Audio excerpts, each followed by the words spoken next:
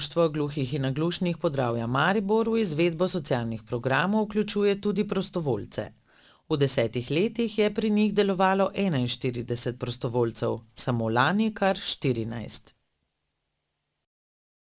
V Društvu gluhih in naglušnih Podravja Maribor že dolgo let spodbujamo prostovoljstvo v društvu z namenom, da pomagamo gluhim, naglušnim, gluhoslepim ljudem pri različnih aktivnostih.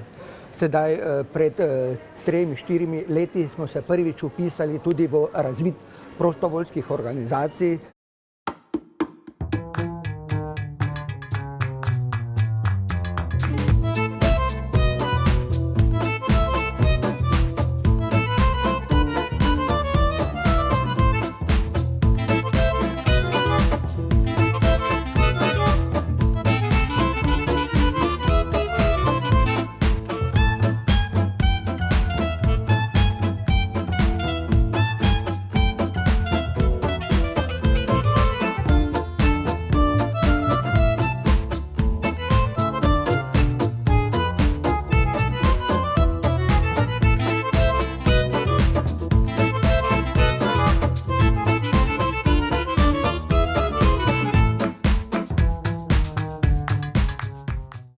Sedaj prostovoljno največ pomagamo pri organizaciji kuharskih delavnic, organiziramo prevoze v društvo, spremljamo zraven, potem tudi pomagamo pri različnih aktivnostih, kot so organizacija družabnih srečanj, športne aktivnosti, kulturni prireditve. Vse povsod naši gluhi radi prostovoljno pomagajo. Med prostovoljci je tudi Sejat Mešanović. Ko se je upokojil, se je odločil za prostovoljstvo, da bi ostal delovno aktiven in obenem pomagal ljudem. Moja naloga tak kot prostovoljca, da z društvenim avtom grem po starejše gluhe osebe, na dom pridem, potem pa jih vzamem, pripeljem vsem na društvo, ob tem pa pomagam. Če težko hodijo, predržim palico ali pa voziček, ali pa če lahko oseba hodi, potem jo primim za roko. In vsako sredo imam prevoze. Potem pa še za takšna srečanja, kot so srečanje za novoletna srečanja, potem pa za 8. marec, pa različne aktivnosti tukaj na društvu, ko se dogajajo na piknike ali pa včasih tudi, če treba kam. Ko sem sem prišel na društvo, sem šel na tečaj slovenskega znakovnega jezika. In uspešno sem končal tale tečaj in tako, da se lahko pogovarjam z gluhimi. Zdaj nisem tak hiter pri kretnjah, ampak ko sem z gluho osebo, potem pa se mi počasi kretamo, potem pa vse se sporazumevamo, se veste. In tako da s tem nimam težav z gluhimi osebami, ne.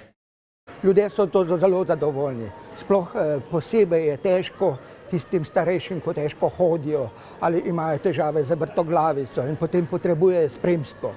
Imamo v Mariboru organiziran brezplačni javni prevoz, ampak ta javni prevoz ni nobenega spremljevalca. Tukaj v društvu pa z našim lastnim službenim avtom organiziramo te prevoze.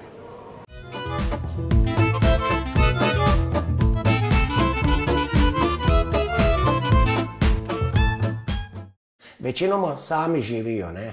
In potem oni so veseli, da pridejo sem na društvo, da nekdo pride po njih, da jih sem pripelje na društvo, da se lahko tu vsaj malo z svojimi vrstniki, ne, da se malo pogovarjajo, da se malo špilajo, mislim, igrajo šah, potem karte, ali pa skupaj spijejo kavico, kakšni sokec, pogledajo malo TV in tako, da imajo nekakšno družabno življenje, ne.